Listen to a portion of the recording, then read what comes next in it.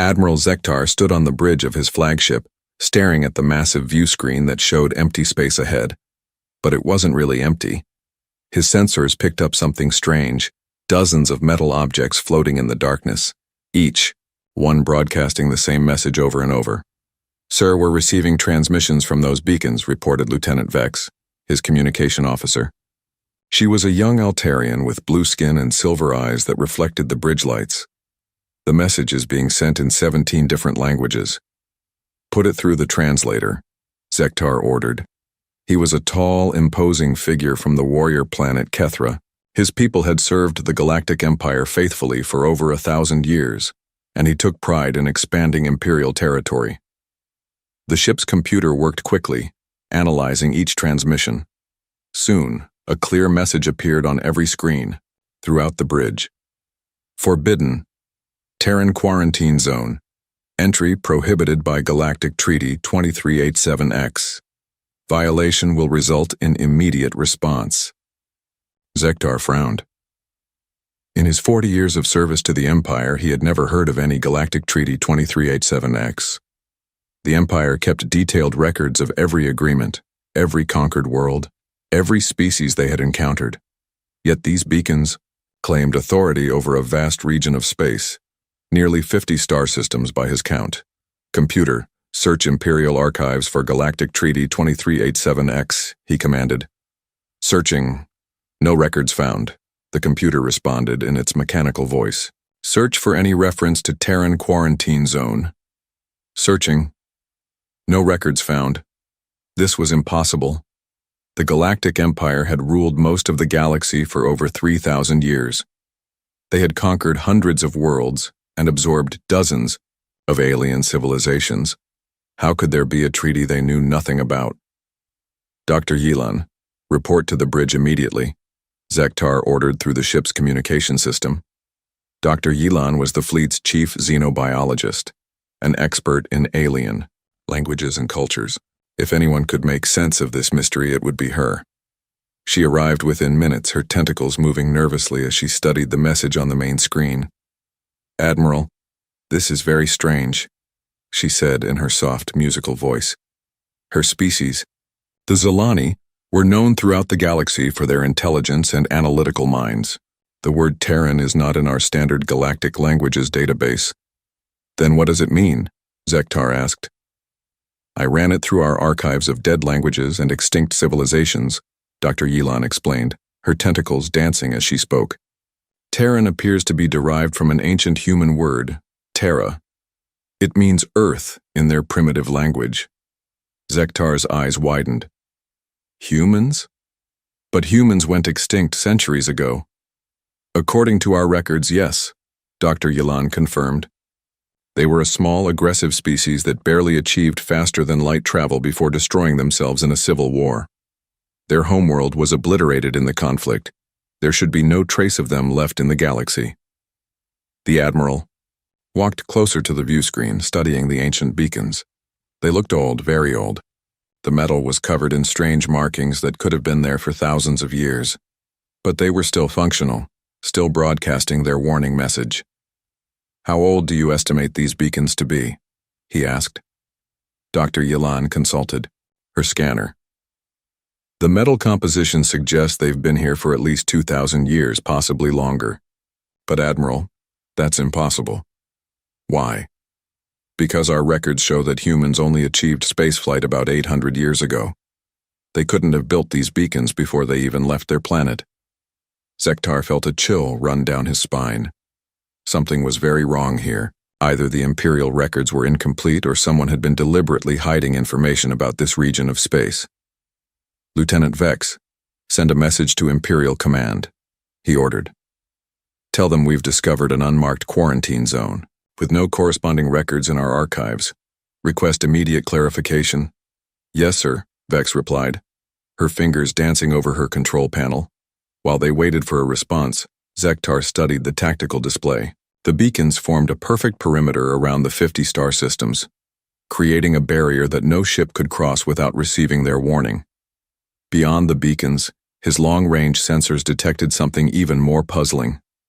"Sir," called out Ensign Torres from the sensor station, I'm picking up artificial structures in several of the star systems beyond the barrier. What kind of structures? Large orbital stations, sir, and what appear to be massive shipyards. But they're not showing any energy signatures. They seem to be dormant. Zektar moved to the sensor station and looked at the readings himself. The structures were enormous, some of them larger than entire Imperial space stations. They orbited dead worlds in perfect formation, like sleeping giants, waiting to wake up. Any signs of life? He asked. Negative, sir. No energy readings, no communications, no movement, but the structures are definitely artificial. A soft chime indicated an incoming message from Imperial Command. Lieutenant Vex looked confused as she read the response. Sir, Command says they have no record of any quarantine zone in this sector. They're ordering us to investigate and report our findings. Zektar nodded slowly. The Empire never liked mysteries, especially ones that involved unknown technologies or potential threats. His orders were clear. Find out what was behind those beacons and claim it for the Empire. But something nagged at him. The beacons weren't just warnings. They were promises. Violation will result in immediate response, the message had said. Response from whom? From what? Dr. Yilan, is there anything else you can tell me about humans? He asked. The xenobiologist consulted her datapad. They were a relatively young species, Admiral. They had only been exploring space for a few hundred years before their extinction. But what made them unusual was their adaptability. Humans could survive in almost any environment and learn new technologies very quickly. Were they dangerous? All species can be dangerous under the right circumstances, Dr. Yilan replied carefully. But humans had a reputation for being intense. They formed strong emotional bonds with their own kind, but they could also be remarkably violent when threatened. Their civil war was particularly brutal. Zektar studied the beacons again. If humans had built these warnings, what were they trying to keep out? Or more importantly, what were they trying to keep in? Admiral, Lieutenant Vex interrupted his thoughts. We're receiving another transmission. From Imperial Command? No, sir, from one of the beacons. It's different from the warning message. Put it through. This time the message was shorter and more direct. Imperial vessel, you have lingered at the boundary for 4.7 hours. State your intentions or withdraw immediately. The bridge fell silent. The beacons weren't just playing recorded messages. Something was actively monitoring their presence. Sir, whispered Ensign Torres, the beacon that sent the message just activated some kind of scanning array. It's reading our ship's specifications. Zektar felt his warrior instincts kick in. Whatever was behind those beacons knew they were there and was studying them. In his experience, that usually meant trouble. All ships yellow alert, he ordered.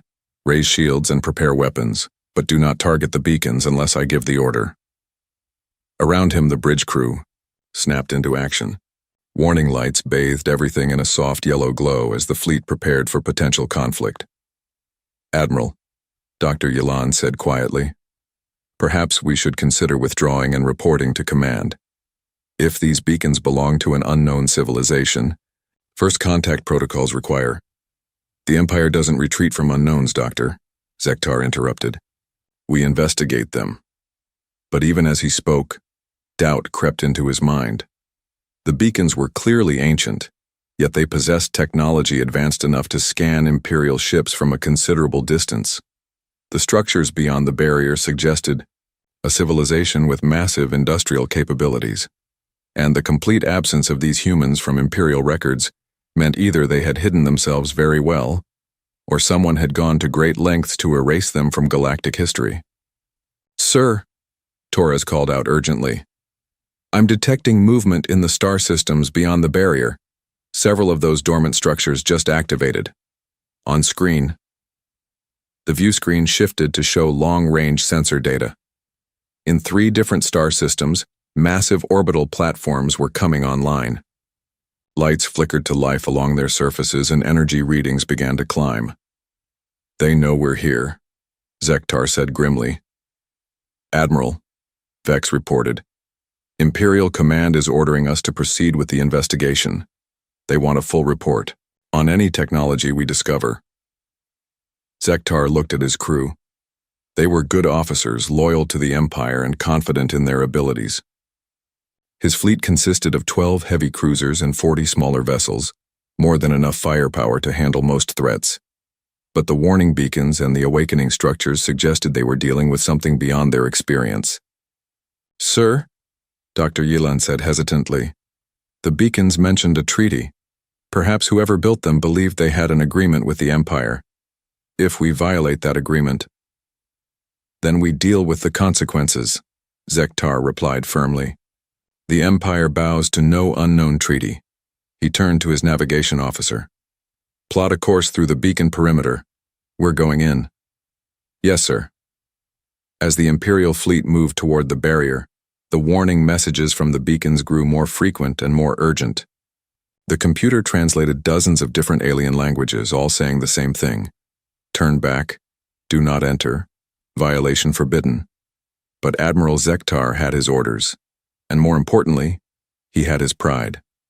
The Galactic Empire had never encountered a force it couldn't defeat or absorb. Whatever lay beyond those beacons would soon learn to bow before Imperial might. The first ship crossed the perimeter.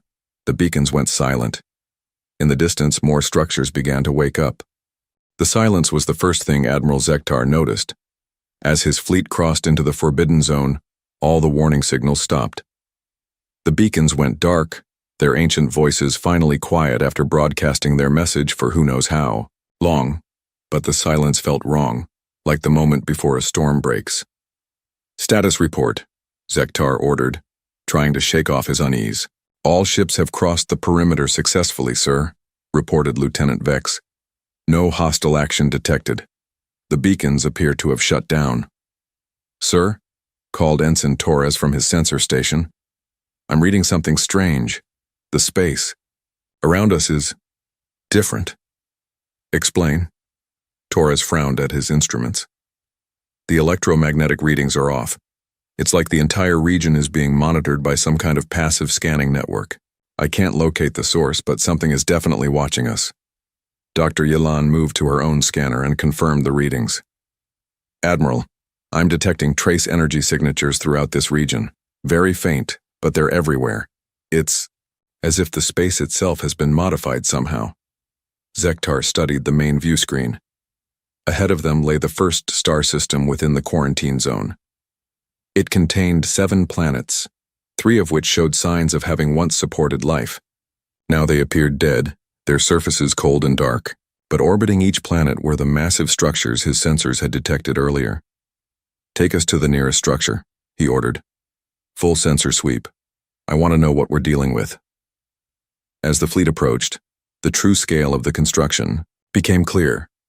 The structure was a space station unlike anything in Imperial records. It stretched for hundreds of kilometers, its surface covered in geometric patterns that hurt to look at directly. The design was clearly artificial, but it followed no architectural principles that Zektar recognized. "Sir," Torres announced, "the station is functional. I'm reading power signatures throughout the structure, but they're very low level, like it's in some kind of standby mode." "Any signs of life?" "Negative. But sir, there are docking bays large, enough for ships twice the size of our flagship." Dr. Yilan looked up from her analysis. "Admiral, the construction materials include several elements that don't appear in our periodic table. The builders had access to technologies we don't understand." Zektar made his decision. "Prepare a boarding party, full combat gear, we're going aboard." "Sir," Dr. Yilan protested, "first contact protocols require, Doctor, according to our records, whoever built this has been extinct for centuries. This is salvage operation, not first contact." But even as he spoke, Zektar wasn't entirely convinced. The station looked too well maintained to be a derelict. Its hull showed no signs of meteor impacts or cosmic radiation damage. It was as if it had been built yesterday and then put to sleep. The boarding party consisted of 12 Imperial Marines, Dr. Yilan, and 2 technical specialists. They approached the station in a heavily armored shuttle, following standard procedures for investigating unknown vessels. "Sir," the shuttle pilot reported, One of the docking bays is opening. We're being guided in. Guided by what? Unknown, sir. But the bay is pressurizing and extending an atmospheric field. Someone or something wants us to dock. The shuttle settled into the docking bay with barely a vibration. Through the viewports, the boarding party could see that the bay was enormous, easily large enough to hold 50 ships their size. But more importantly, it was lit. Soft blue lights ran along the walls and ceiling, providing comfortable illumination. Atmosphere is breathable, reported Corporal Voss, the Marine Squad leader. Gravity is set to standard Imperial levels. Temperature is comfortable. Whoever built this place knew how to make visitors feel welcome. The boarding party left the hour shuttle cautiously, weapons ready. The docking bay was empty except for their ship, but they could see doorways leading deeper into the station. The walls were covered in strange symbols that seemed to shift and move when viewed directly. Dr. Yilan, can you read any of this? Zektar asked through his communicator. I'm analyzing the symbols now, Admiral. They appear to be... Wait, these aren't just decorations. They're some kind of information display system. I think they're trying to communicate with us. As she spoke, the symbols began to glow brighter. They rearranged themselves into new patterns, becoming simpler and more geometric. After several minutes, they settled into shapes that looked almost like Imperial Standard script. Incredible, Dr. Yilan breathed. The system is learning our language in real time. It's analyzing our communication frequencies and adapting. Suddenly, the symbols resolved into clear text. Welcome to Sanctuary Station Alpha 7. Please proceed to Central. Chamber for orientation. The Marines raised their weapons, but Zektar motioned for them to hold. Someone or something is talking to us. Stay alert, but don't fire unless threatened. The boarding party moved deeper into the station, following illuminated pathways that led through corridors wide enough for vehicles. The architecture was beautiful in its simplicity, clean lines, efficient use of space, and a sense of organic flow that made the station feel alive. They encountered no other beings, but the station clearly knew they were there. Doors opened as they approached, lights brightened to guide their path, and the temperature adjusted to keep them comfortable. It was like being welcomed by a gracious but invisible host. The central chamber was a vast spherical room with walkways, extending from multiple levels. At the center, a raised platform held what appeared to be a communication array. As the boarding party entered, the array activated with a soft hum. Light began to gather above the platform, forming the shape of a human woman. She appeared to be middle-aged, with short gray hair and wearing a simple uniform unlike anything in Imperial records. When the hologram solidified, she looked directly at Admiral Zektar and smiled. "Admiral," she said in perfect Imperial standard, "I am Warden Sarah Chen, guardian of the Terran Preserve. You have violated the Sanctuary Accord by entering this space. Please explain your presence here." Zektar stepped forward, his hand resting on his sidearm. "I am Admiral Zektar of the Galactic Empire. This region of space has no legal standing in Imperial law. We are here to investigate and claim these systems for the Empire." The hologram's expression became sad. "I see. How long has it been since the accord was signed?" "I have no knowledge of any accord," Zektar replied. "Our records show no treaty concerning this region." "Of course they don't," Sarah Chen said softly. "That was part of the agreement. We would remove ourselves from galactic politics completely. All records of our existence would be classified or destroyed. The galaxy would forget about humanity, and in return, we would never interfere in their affairs again." "Humanity went extinct centuries ago," Dr. Yilan interjected. "Our records clearly show." "Your records show what we wanted them to show," the warden interrupted gently. "Humanity didn't go extinct, Doctor. We chose exile. We removed ourselves from the galactic community because we recognized what we were becoming." "And what was that?" Zektar asked. The hologram was silent for a long moment, as if choosing her words carefully. "We were too good at war, Admiral. Too adaptable. Too dangerous. Every species we encountered either submitted to us or was destroyed by us. We were becoming the very thing we had always fought against. A galactic empire that conquered through superior force. That's exactly what the Galactic Empire is, Zektar pointed out. Yes, Sarah Chen agreed. And we saw what that path led to. We had a choice. Become the dominant species in the galaxy through conquest, or remove ourselves completely and let other species develop without our interference. We chose exile. Dr. Yilan stepped forward, her scientific curiosity overcoming her caution. But the scale of these constructions, this level of technology, how many humans are there? Enough, the warden replied simply. We spent the first century after our exile building the infrastructure you see around you. The second century was devoted to advancing our technology and understanding of the universe. The third century, she paused. The third century was spent preparing for this day. What day? Zektar demanded. The day someone would ignore our warnings and force us to act. We hoped it would never come. We built the beacon network to keep others away, not to threaten them. We wanted nothing more than to be left alone. And now? Zektar asked, though part of him already knew the answer. The warden looked at him with what might have been pity. Now, we must decide what to do with you. You've seen our stations, our technology. You know we exist. That knowledge threatens the very foundation of our exile. Around them, the station's lights began to pulse in a slow, rhythmic pattern. Through the chamber's transparent walls, Zektar could see more lights appearing throughout the star system. Hundreds of structures coming online after centuries of dormancy. Admiral, the warden continued, I'm going to be very clear with you. This conversation is being monitored by every human settlement in the preserve. Right now, they're watching to see what you do next. Some of them think you should be allowed to leave and forget what you've seen. Others believe you represent a threat that must be eliminated. Are you threatening us? Zektar asked, his warrior instincts flaring. I'm explaining the situation, Sarah Chen replied calmly. You have stumbled into something far larger than you understand. The human civilization you thought was extinct has spent 3 centuries becoming something new. We are no longer the species that destroyed itself in civil war. We are something else entirely. And what is that? Dr. Yilan whispered. The warden smiled, but there was no warmth in it. We are the guardians of our own exile, the Watchers, who make sure that humanity never again threatens the peace of the galaxy, and occasionally we are the response to those who refuse to leave us alone. The lights on the station pulsed faster. In the distance, Zektar could see shapes moving between the stars, ships unlike anything in Imperial designs, graceful and deadly as hunting predators.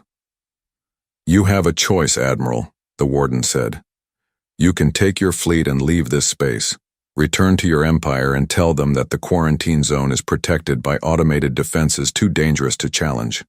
Your report will be classified, your crew will be transferred to other duties, and eventually the entire incident will be forgotten. And if I refuse? The hologram flickered slightly, as if the warden was consulting with others. Then we will do what we have always done when faced with a threat to our exile. We will remove the threat. The chamber fell silent except for the soft hum of the station's systems. Zektar looked around at his boarding party. Marines who had never known defeat, scientists eager to unlock new mysteries, officers loyal to the Empire above all else. They were depending on him to make the right decision. I need to consult with my fleet, he said finally. Of course, the warden replied. But Admiral, understand this. You are the first outsiders to enter Terran space in over 3 centuries. What happens next will determine not just your fate, but the fate of your entire empire. Choose wisely. Admiral Zektar returned to his flagship with his mind racing. The boarding party had left Sanctuary Station without incident, but the warden's words echoed in his thoughts. As he stood in his private quarters, staring out at the vast space station that dwarfed his entire fleet, he tried to process what he had learned. Humans weren't extinct. They had chosen exile, hiding themselves away for 3 centuries while the galaxy forgot they existed. But why? And more importantly, what had they become during their isolation? A soft chime announced an incoming transmission.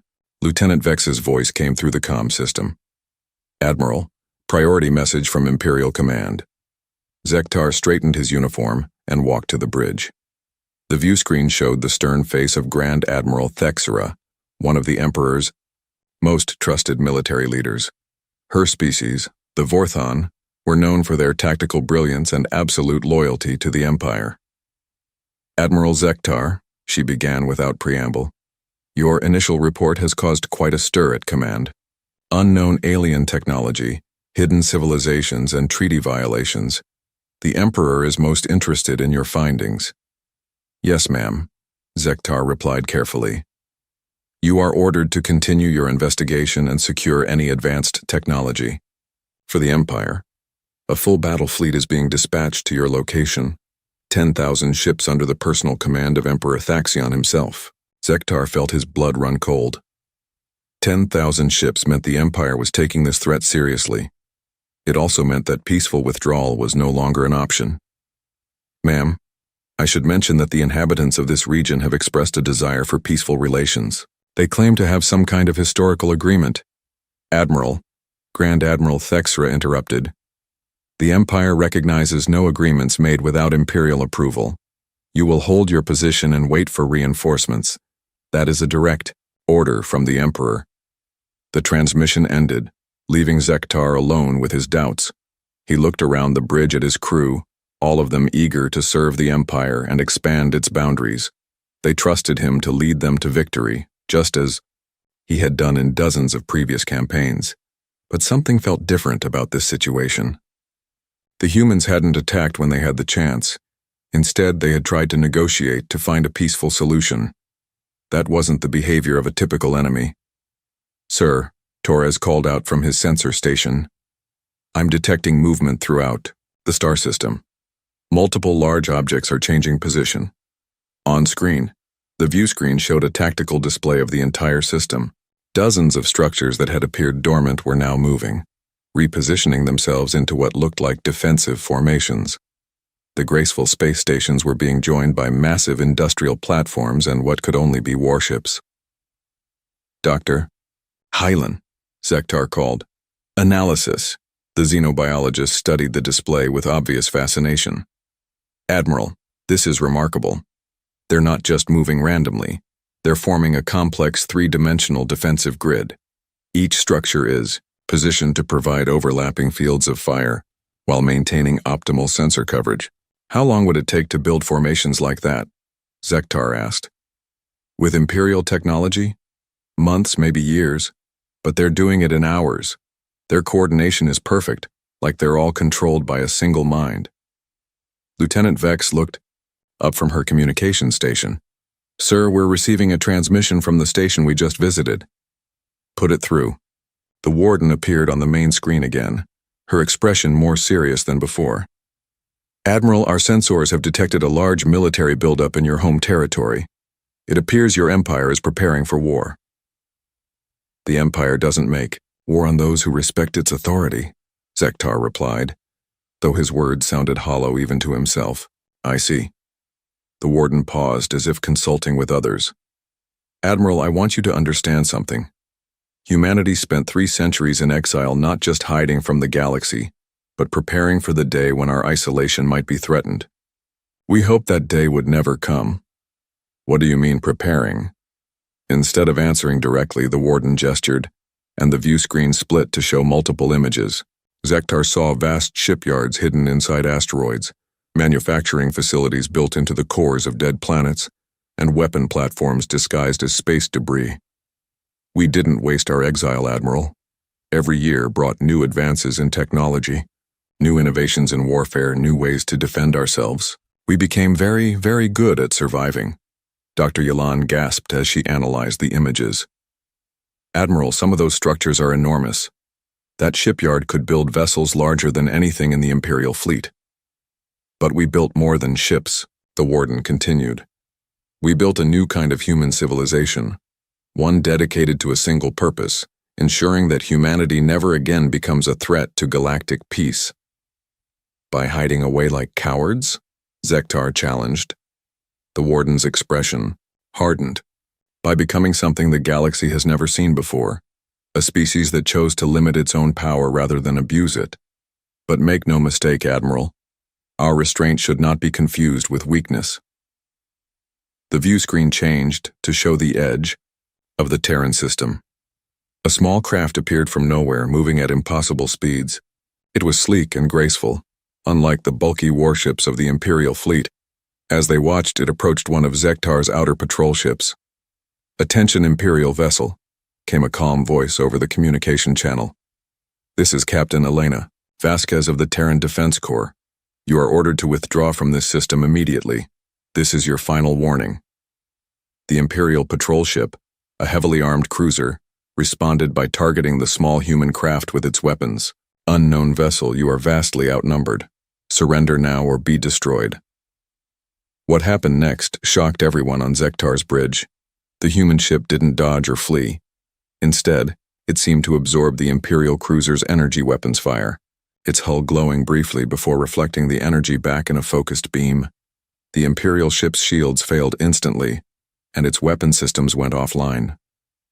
"How is that possible?" Torres whispered. The human ship transmitted one more message. "Imperial forces, you have now seen a demonstration of our defensive capabilities. Withdraw immediately or face the consequences." But the Imperial cruiser captain, either brave or foolish, fired again. This time, the human ship's response was different. A pulse of energy struck the Imperial vessel, and suddenly its engines failed. Life support systems flickered. The crew found themselves adrift in space, helpless but alive. "Admiral," the warden said softly, "our ship could have destroyed your patrol craft in seconds. Instead, we disabled it. That should tell you something about our intentions." Zektar stared at the tactical display. The disabled Imperial cruiser was already being approached by a human rescue vessel. Instead of capturing or destroying the crew, the humans were preparing to offer assistance. "You're not acting like enemies," he said slowly. "Because we're not your enemies, Admiral. We're trying to prevent a tragedy. When your Emperor arrives with his fleet, he'll be expecting to fight a typical alien species. But we're not typical. We're 3 centuries more advanced than when we left galactic society. We've had time to perfect things that other species only dream about." "What things?" "Everything," the warden replied simply. "Weapons that can turn your own ships against you. Defensive systems that make us nearly impossible to destroy. Manufacturing capabilities that can replace our losses faster than you can inflict them. But most importantly, we've perfected the art of war itself." Dr. Yalan leaned forward. "What do you mean?" "We studied every conflict in human history, every battle ever fought by any species in the galaxy. We learned from every victory and every defeat. We became students of warfare in all its forms, not because we wanted to conquer, but because we wanted to be prepared to defend ourselves." The view screen showed more images. Human soldiers training in environments that replicated dozens of different worlds, scientists developing new technologies at an incredible pace, and massive computer systems analyzing tactical data from thousands of civilizations. "You built an entire culture around warfare?" Zektar asked, horrified and impressed at the same time.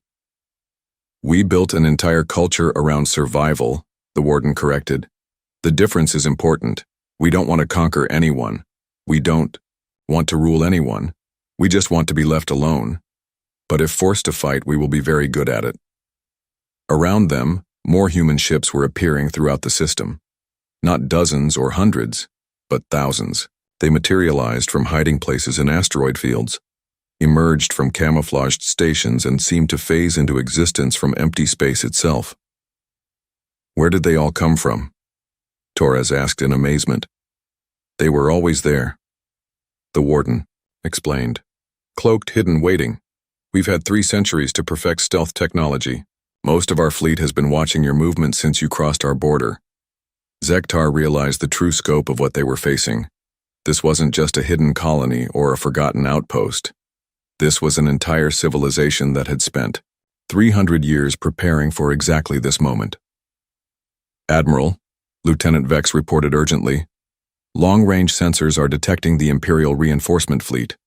They'll be here in approximately 18 hours. The warden nodded sadly. We know. Our deep space monitoring stations detected their launch 6 hours ago. 10,000 ships, including the Emperor's personal flagship. They're coming here to conquer us. The Empire has never been defeated, Zektar said, though his voice lacked conviction. The Empire has never fought humanity at full strength, the warden replied. Admiral, I'm going to make one final offer. Withdraw your fleet now. Return to your Empire and report that this system is protected by automated defenses too dangerous to challenge. Your Emperor will classify the report and forget about us. No one dies, and the galaxy continues in peace. Zektar looked around his bridge. His crew was watching him, waiting for his decision. He thought about the disabled Imperial cruiser, about the thousands of hidden human ships, about 3 centuries of preparation for war.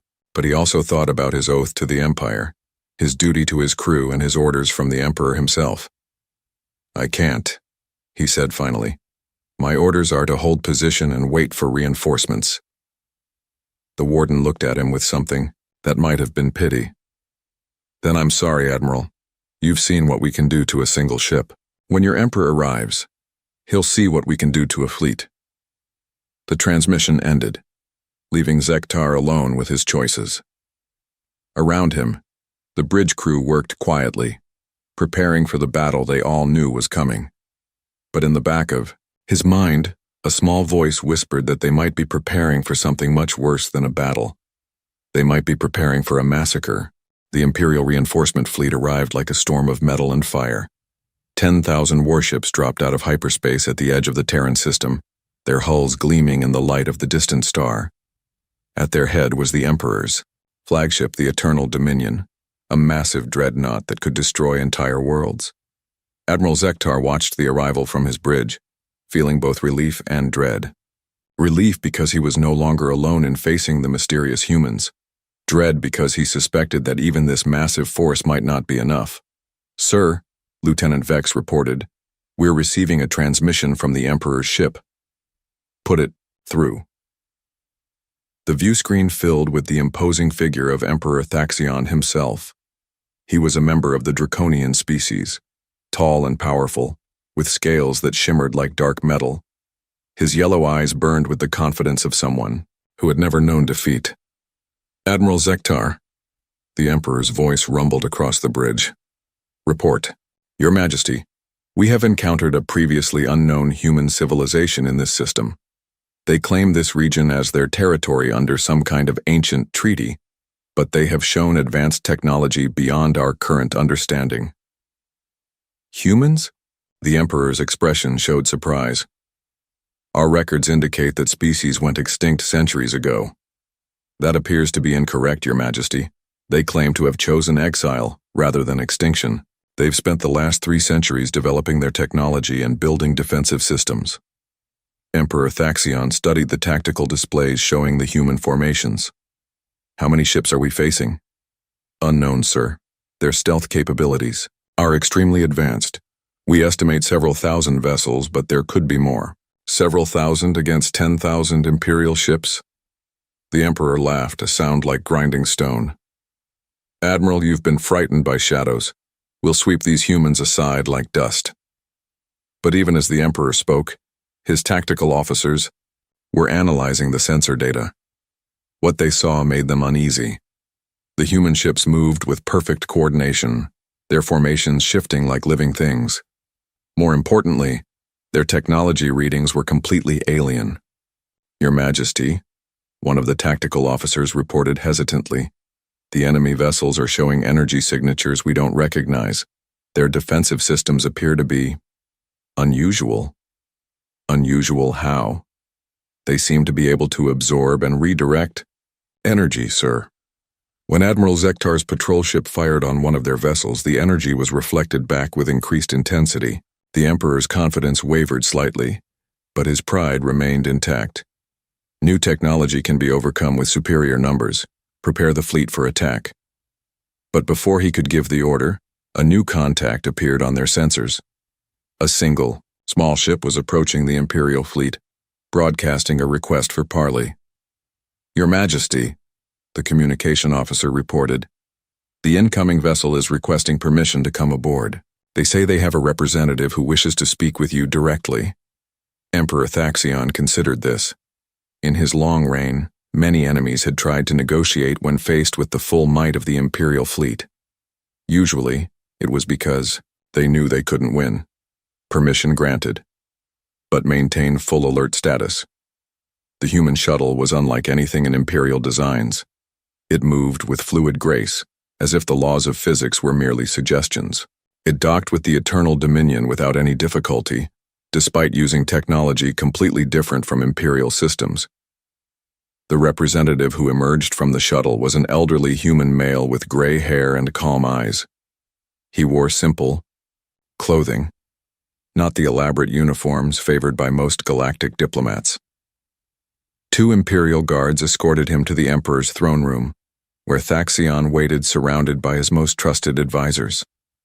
Your Imperial Majesty, the human said with a respectful bow, I am Ambassador Marcus Webb of the Terran Preserve Council. I come to speak with you about preventing a tragedy.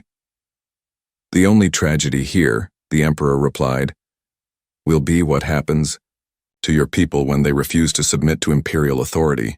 Marcus Webb looked around the throne room, taking in the displays of Imperial power and conquest. Banners from 100 conquered worlds hung from the walls, and the floor was made from rare metals taken from subjugated planets. Your Majesty, he said finally, may I ask how long the Galactic Empire has ruled? Over 3,000 years, Thaxion answered proudly. We have brought order and civilization to countless worlds. And in all that time, have you ever encountered a species that voluntarily removed itself from galactic politics rather than submit to your rule? The Emperor frowned. No species has ever been given that option. Exactly, Webb said softly. Every species you've encountered has either submitted or been destroyed. But humanity chose a third path. We recognized what we were becoming and chose to exile ourselves rather than compete with you for galactic dominance. And now you think, to challenge us from your hiding place? We don't want to challenge you, Your Majesty. We want to continue our exile in peace. But if you force us to defend ourselves, you should understand what that means. Emperor Thaxion leaned forward on his throne. Enlighten me. Webb gestured, and a holographic display appeared between them. It showed star charts, technical specifications, and battle analyses that made the Imperial advisors gasp in surprise. For 3 centuries, humanity has studied war, Webb explained. Not because we love it, but because we feared this day might come. We've analyzed every conflict in galactic history, including your own campaigns. We've learned from your victories and your defeats. Impossible, one of the Imperial generals protested. Our military records are classified. Nothing is classified. From someone who has 300 years to work on the problem, Webb replied. We've infiltrated your networks, studied your tactics, analyzed your technology. We know how your ships are built, how your commanders think, how your empire operates. The holographic display shifted to show detailed schematics of Imperial warships, complete with structural weak points and tactical vulnerabilities. The Emperor's advisors recognized their own classified designs. This is espionage of the highest order, the Emperor growled. This is survival, Webb corrected. We needed to understand our potential enemies in order to defend against them. But, Your Majesty, knowledge works both ways. Just as we learned about you, we learned about ourselves. What do you mean? Webb's expression grew sad. We learned that humans are very, very good at war, perhaps too good. In our exile, we've had time to perfect abilities that we once used to destroy each other. We've become something that no species in the galaxy has ever faced. And what is that? The Emperor asked, though part of him already dreaded the answer. A species that has spent 3 centuries preparing for a single battle, Webb replied. Every human in our space has been trained from birth to defend our exile. Every ship has been built with lessons learned from studying galactic warfare. Every weapon has been designed to counter the specific tactics used by Imperial forces. The holographic display showed images of human training facilities, manufacturing centers, and weapon testing sites. The scale was staggering, an entire civilization dedicated to military preparation. But more than that, Webb continued, we've learned to work together in ways that other species never could. Humans in exile don't compete with each other. We cooperate completely. Every human in our space is connected to every other human through quantum communication networks. We think as one, act as one, fight as one. Emperor Thaxion stood up from his throne, his powerful form towering over the human ambassador. Are you threatening me? I'm trying to save you, Your Majesty, Webb replied calmly. And your empire, and my people. If this battle happens, it will be unlike anything the galaxy has ever seen. We don't want that. Then surrender. Webb shook his head sadly. We can't do that. Our exile is the only thing preventing humanity from becoming what we once feared we might become. A conquering force that spreads across the galaxy, destroying everything in its path. If we surrender to you, if we rejoin galactic civilization, that restraint will be gone. You speak as if you have a choice in the matter. Everyone has a choice, Your Majesty. You can withdraw your fleet and respect our exile, or you can attack and face the consequences. But understand this, if you attack us, you won't just be fighting a few thousand human ships. You'll be fighting the focused will of an entire species that has spent 3 centuries preparing for this moment. The Emperor looked at his advisors, seeing doubt in their eyes for the first time in years. They had studied the sensor readings, analyzed the human formations, and recognized technology far beyond their current understanding. How do I know you're not bluffing? Thaxion asked. Webb activated a small device on his wrist. Immediately, every screen in the throne room filled with images from throughout the Imperial fleet. The humans had somehow infiltrated every ship's communication system simultaneously. Your Majesty, Webb said as the images showed the interior of dozens of Imperial vessels, this is not a bluff. Right now, we are inside your ship's computer systems. We are monitoring your communications, tracking your movements, analyzing your weapons. If we wanted to, we could disable your entire fleet without firing a shot. The Emperor's guards raised their weapons, but Webb held up his hands peacefully. We're not here to harm you, he said. We're here to show you what we're capable of, so you'll understand why continuing this confrontation would be a tragedy for everyone involved. Emperor Thaxion stared at the screens showing his own ships being monitored by human technology. His pride warred with his growing realization that these humans were unlike any enemy he had ever faced. What do you propose? He asked finally. Withdraw your fleet, Webb said simply. Classify this entire incident, forget you ever found us. In return, we'll continue our exile and never interfere in galactic affairs again. And if I refuse? Webb's expression grew infinitely sad. Then we'll do what we've been preparing to do for 300 years. We'll defend our exile with everything we have. And Your Majesty, after 3 centuries of preparation, we have become very good at defense. The throne room fell silent except for the hum of the ship's systems. Outside, 10,000 Imperial warships waited for orders, while thousands of human vessels prepared for battle. Emperor Thaxion looked at the displays showing his compromised fleet, at the ambassador who spoke of cooperation and exile, at the advisors who no longer met his eyes with complete confidence. For the first time in his long reign, he faced an enemy that didn't want to fight him, and that terrified him more than any threat ever had. Emperor Thaxion stared at Ambassador Webb for a long moment, his yellow eyes burning with the fury of a ruler who had never been challenged. The throne room was silent except for the soft hum of ship systems and the barely contained breathing of his advisors. No, he said finally, his voice echoing off the metal walls. The Galactic Empire does not retreat. We do not negotiate with unknowns. And we certainly do not bow to the demands of a species that should have remained extinct. Webb's shoulders sagged slightly as if he had expected this answer but hoped it wouldn't come. Your Majesty, please reconsider. What happens next cannot be undone. What happens next, the Emperor declared, rising from his throne, is that Your people learn what it means to defy Imperial might. Guards escort this ambassador back to his ship, then prepare the fleet for immediate attack. As Webb was led away, he activated his wrist device one final time. Throughout the Imperial fleet, every communication system briefly displayed the same message. Sanctuary protocol terminated. Threat level, extinction event, authorization, full release. Admiral Zektar, watching from his own bridge, felt a chill run down his spine as he read those words. Around him, his crew prepared for battle with the confidence of soldiers who had never known defeat. But Zektar remembered the Warden's warnings, the disabled patrol ship, and the ambassador's sad certainty. "Sir," Lieutenant Vex reported, "the Emperor is ordering all ships to attack formation. We're to begin bombardment of the nearest human installations." "Acknowledged," Zektar replied, though his heart wasn't in it. Across the Terran system, the human response was immediate and coordinated. The scattered formations of ships suddenly moved with perfect synchronization, like a single organism responding to danger. Defensive platforms that had seemed dormant blazed to life with energy signatures that made Imperial sensors scream warnings.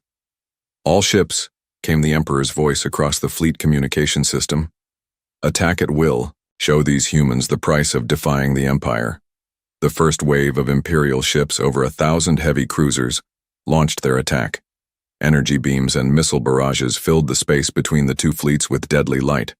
It was a display of firepower that had destroyed entire civilizations. But the human ships didn't respond the way enemies were supposed to.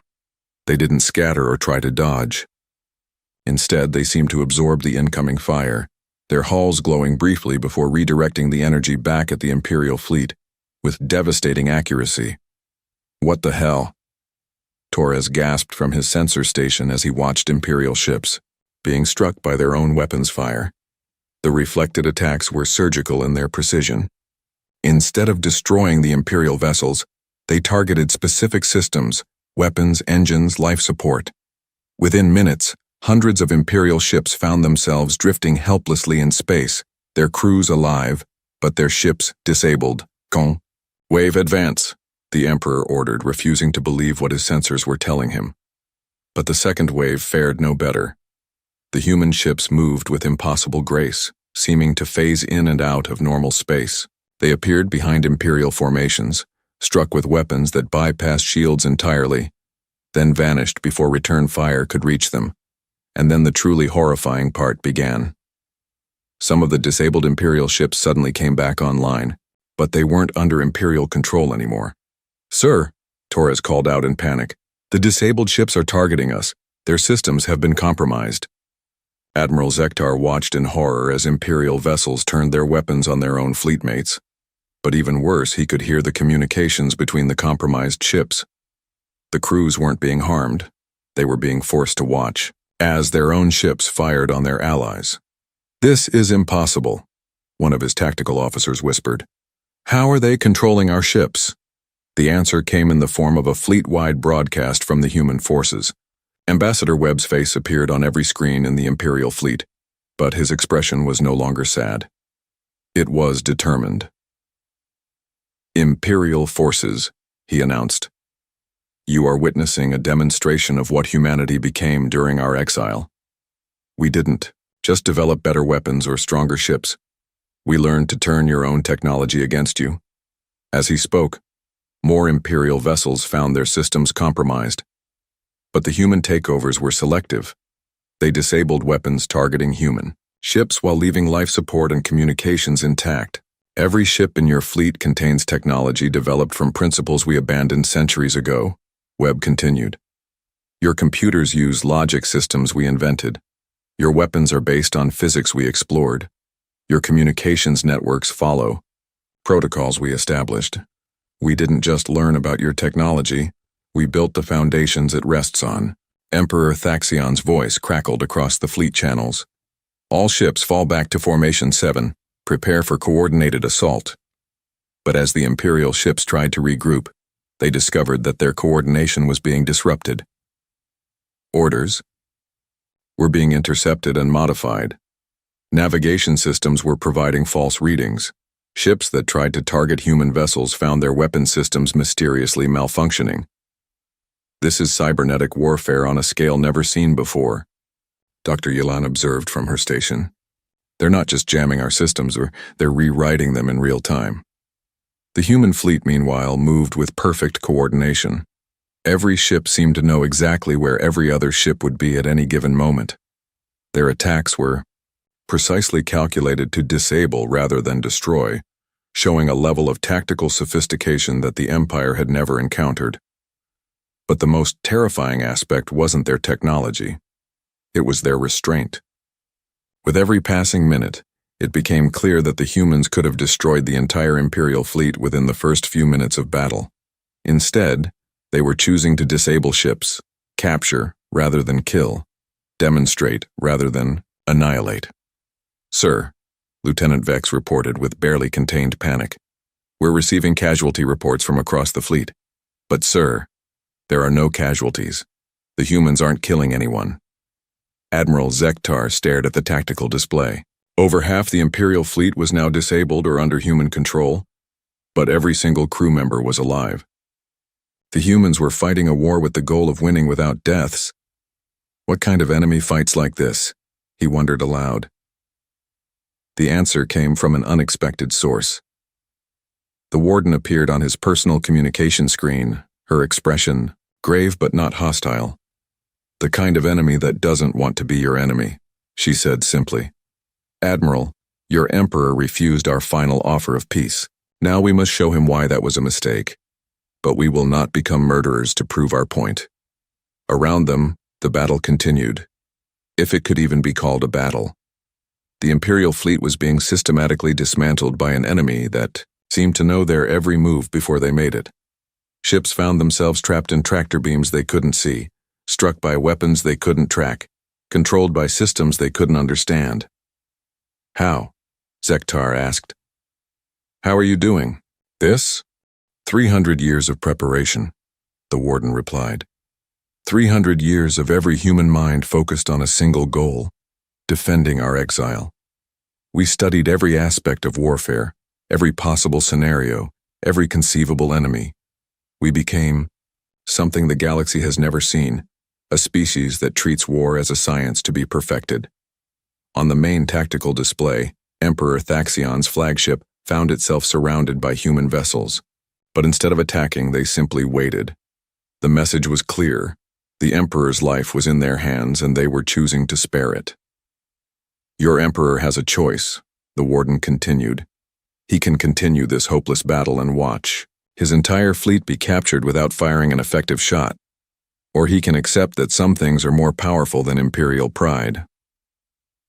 As if summoned by her words, Ambassador Webb appeared again on the fleet-wide communication system. But this time, he was standing on the bridge of the Emperor's own flagship.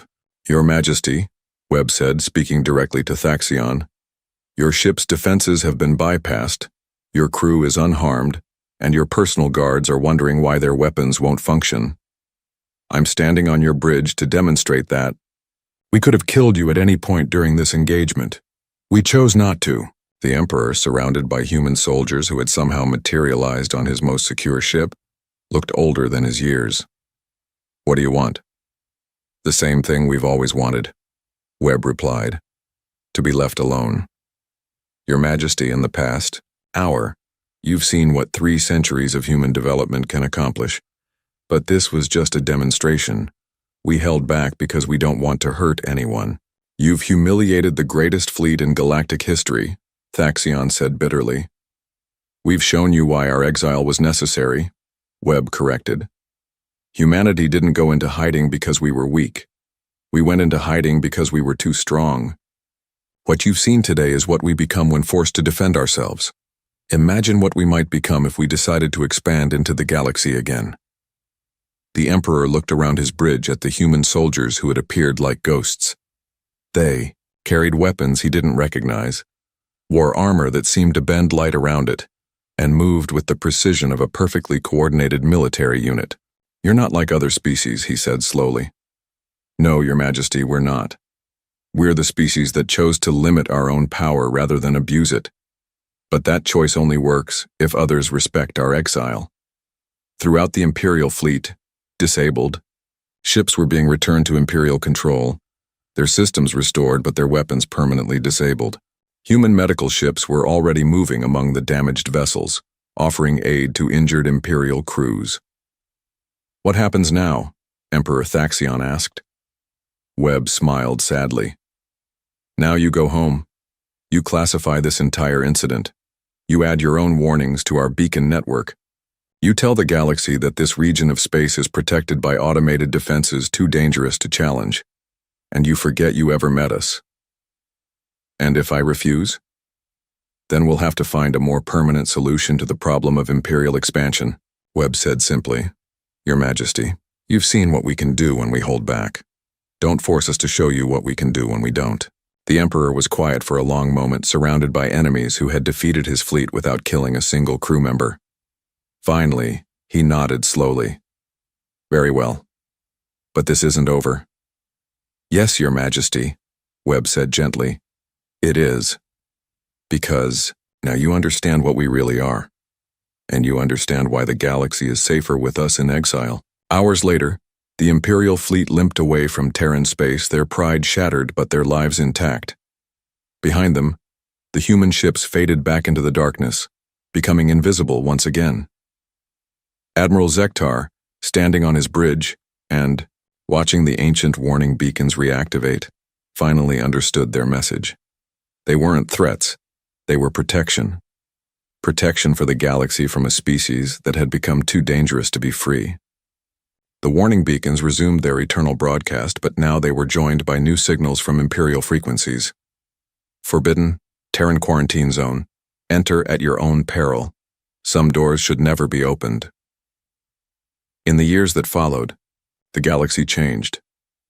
The knowledge that humanity watched from the shadows tempered conflicts between species. Wars became rarer, negotiations more common. The great powers learned to settle their differences peacefully, knowing that somewhere, in the dark, patient guardians waited to intervene if civilization threatened to destroy itself. And in Terran space, humanity returned to its voluntary exile, forever vigilant, forever ready, forever hoping that the galaxy would learn to be better than they themselves once were. The quarantine held, and the galaxy was safer for it.